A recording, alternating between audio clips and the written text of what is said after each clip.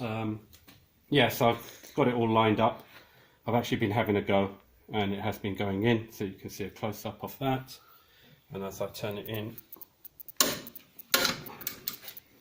so I suppose this shows that the bottom ball joint can be done with this tool in situ.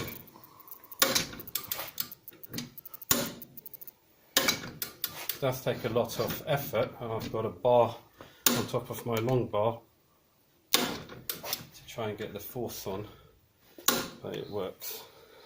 Let's have a look. Yeah, that's going in nicely. So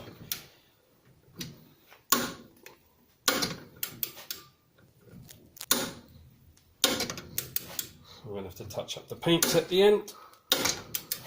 That's in.